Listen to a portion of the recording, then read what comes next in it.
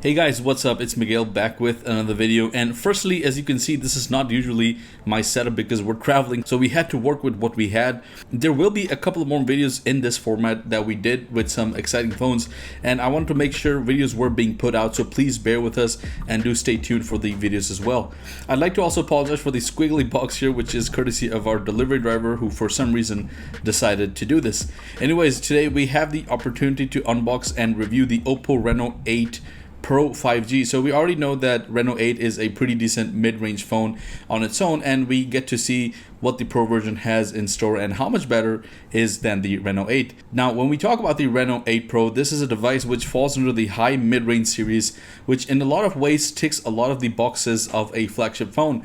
Price-wise, this would cost around 2,500 dirhams, which I consider is a very good price point for the amount of features and the phone that you get. There are some features which are pretty similar to the Reno 8, which I will point out as we go along.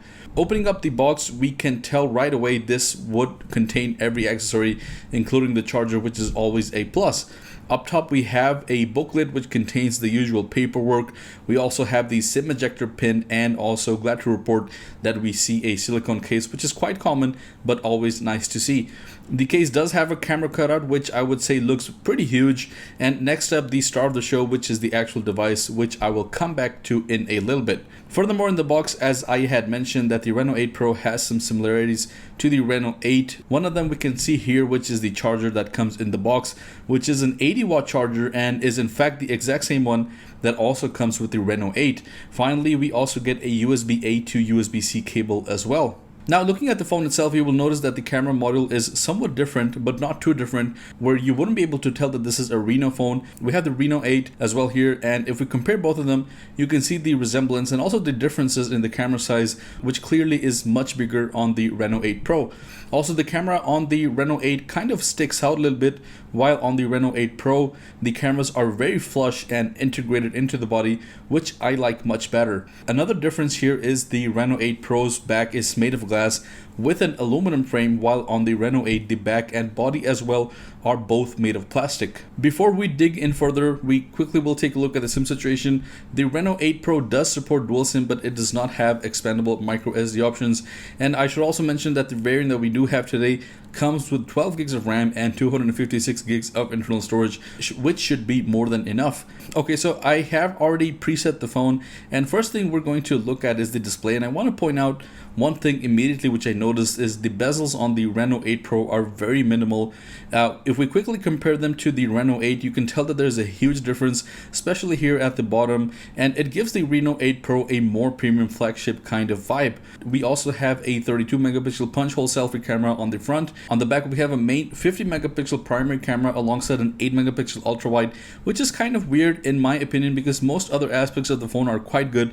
But at the end of the day, this is an Oppo phone which has never really disappointed on the camera side of things. On top of that, the Reno 8 Pro is actually integrated with MariSilicon, which for those that don't know, MariSilicon is Oppo's own internal image processor. Yes, a dedicated processor designed for the cameras, which is responsible for great image processing, and which also means that even if the Reno 8 Pro comes with a mediocre processor, which it doesn't, but if it did, it wouldn't really matter because the dedicated processor will make sure that you always get great image quality. Furthermore, we do get an in-display fingerprint scanner, and we also have 120 Hz fast refresh rate.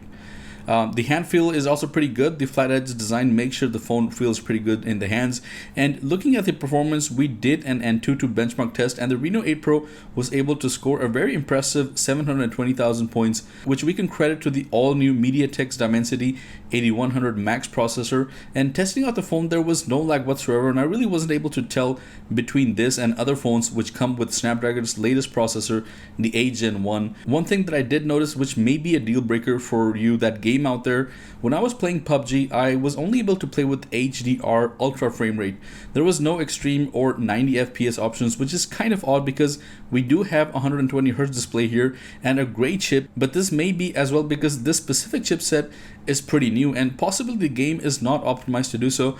I don't really think this is a limitation within the phone, but actually something to do with the PUBG application. Now, talking about the battery life, we do have a decent 4500 milliampere battery, which should last you all day easily, and paired with the 80-watt charger. And I should mention that this is the same battery that's also found on the regular Reno 8.